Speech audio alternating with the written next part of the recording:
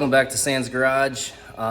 Just want to say thanks for all the good comments and things on Facebook and on YouTube, on suggestions and people that want to follow along. I really appreciate it.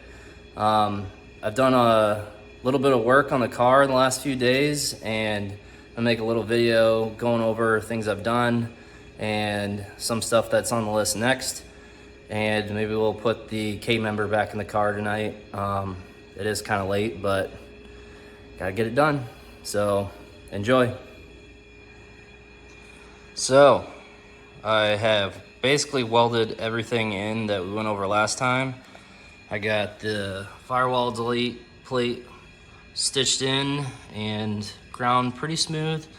This little deal fell out, so I'm gonna have to make a plug for that now. I got all the holes in both of the frame rails welded shut. That hole's done. Front's capped off. This is a plate that I didn't show the last time, but this is 10 gauge. It's a little bit thicker since I'm gonna be welding a tube onto this for part of the frame for the new chassis. And there's the delete plates all welded in. They were a little long, so I ground them and rounded all the corners, but they turned out pretty nice. Got this side done too. See that?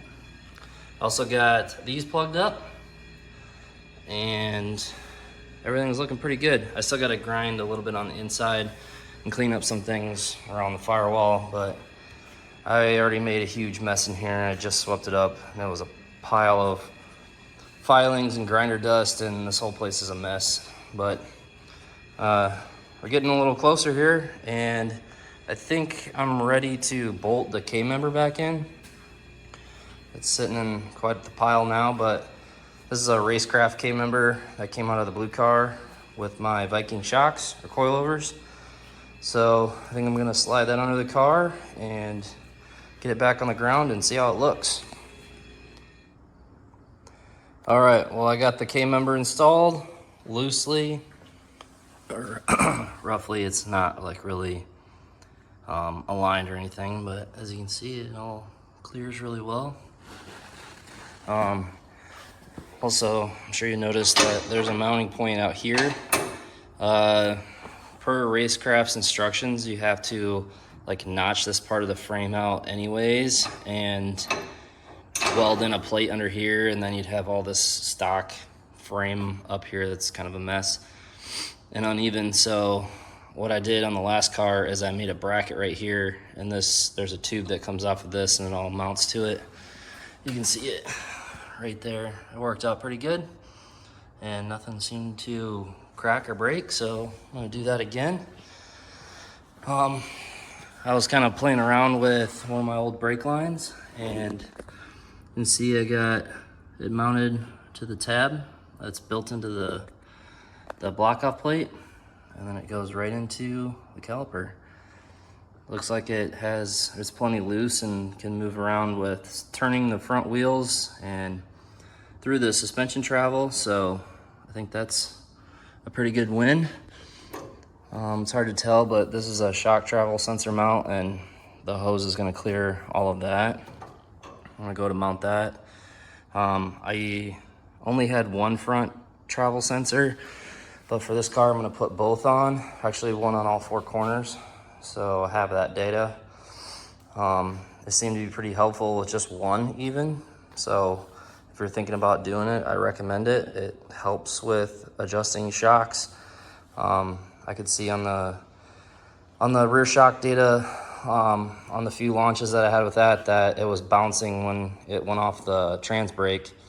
So made a couple shock adjustments and got rid of most of that, along with some tire pressure changes, but it's a pretty useful tool. Yeah, so everything clears, fits really nice. Everything's pretty square as it needs to be. So on to the next part. All right, guys, so it's been a few days since I actually shot or recorded, I guess, that last stuff you just saw. And I kind of got stuck on what I was gonna do next, and I decided to do some design work and planning to try to maybe make some changes on the front end to help me out with space and weight movement, and get some better cooling. So I'll kind of explain to you some of the stuff that I went through and some of the design stuff I used to do that. So I'll get to it. So shortly after I got the K-member mounted, I had my wife help me load or set the front end back on the car, and bolted it back down with a couple bolts up here just to get it back in place so I could do some measuring. And I'm supporting the front end with some wooden blocks so I don't bend the fenders, but it will hold itself up pretty well. I played around with some different ways to lay the radiator down inside of there, and also to move the turbo, which you can see I have it sitting on blocks down in the corner to try to get some fresh air. I think this is how I'm gonna mount the radiator. On the last car, it was actually like tipped backwards, the opposite way, and I didn't really like it, and the air had to like come up and do a weird turn to actually go through the radiator. So I'm gonna try it this way, I think, and it helps me get a little bit more space in front of the motor. I was going to put the turbo down here in the front corner, but I'm kind of deciding that I'm gonna put it back somewhere in the original location, which was like right here in front of the engine. And the downfall with putting that big a turbo down there is the weight is gonna be pretty unbalanced because that turbo's heavy, and I'm gonna have a super short downpipe off the turbo because I can't shove it under the front end really any farther to clear the radiator and make it under the bumper. So if I ever go to twin turbos, I think I'm gonna put them down there, one on each side, to get the weight low and up front, to help with wheeling. And they should be able to mount or do the exhaust pretty well that way. There's just not enough to get a big downpipe to bend that far and be able to have good O2 readings. So enough of that, but yeah, so now I'll go and I'll get on the computer and I'll show you a little bit of some of the design stuff I've done, which I think you'll find pretty cool. So here is a rough model of what I came up with. I used this software on my phone that I downloaded, this app, which it was free for the first week, and then I kind of forgot about it and they charged me $100 for it, but it's proven to be pretty helpful anyways, so I'm pretty happy with it. But I scanned the whole front of the car without fenders on it. It's a little rough, but it gives you like a pretty good idea of where everything's at and what you can model off of. It doesn't like shiny stuff like the rim there, it just made big holes, but all in all it's fairly decent. The file is like really straining my computer because there's a lot of edges and things in there, but as you can see, I kind of chunkily modeled the radiator and did some measuring off the floor and the K-member to place it in relation to the K-member that's in the model here. I also had to go and reconstruct the tube on the bottom of the K-member, so I had something nice to go off of with the model. But all in all, this is basically what I came up with. This is also a 3D scan of the turbo, of my turbo. I set it on a bucket and just kept walking around it until I got a lot of pictures of it for scanning. The clocking's not right, but at least it gives me an idea of where the hot side can go and what the downpipe is going to kind of look like. So yeah, I'll be able to use most of my hot side parts that I have now, which I think is going to speed up the process of fabricating the front end and getting it going faster. The tubing here for the front bars, I'm gonna run them all the way up and attach them through the shock towers and back to the cage bars. It's gonna be a lot stronger and lighter than the way I did it before. Plan on this stuff all being like 1.5 inches for these down bars and the lower frame rails, and then the rest of it 1.25 inches, because it's just like kind of a gusset and just has to hold the radiator weight up way out there. I think it should be plenty strong enough. My last front end was mostly made out of 1.25 inches. But yeah, I think that's pretty cool.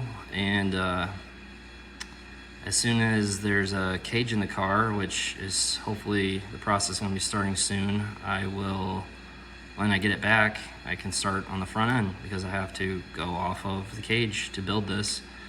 So that'll be the next major step. Oh yeah, and then cutting the backside out of the shock towers. We'll be able to go through doing that, which I've never done before, so I'm gonna learn together. And then a lot of people run a piece of tubing from like the stock frame rail back up to this bar and French it into the sheet metal here. I think I'm gonna do something a little bit different with sheet metal. I'm gonna try it.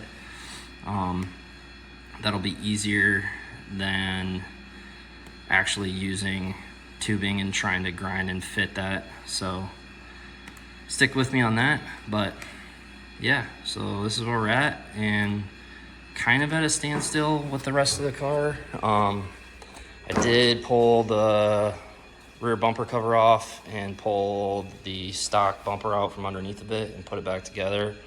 So that's all gone. I still need to touch up a few things on the inside before the cage can go in, but all in all, it's pretty much ready to go. I am gonna make a video yet going over some of the history on this and why it's wrecked and what happened. That'll probably be the next video for sure, since I won't really have much more to say on this for a while. And then I'm also planning on finishing my shop, which is outside. It's just a 24 by 30 garage that's just studs. And I have some pretty cool ideas and plans for that. If you want to follow along with that, which I'm sure you guys will be interested in.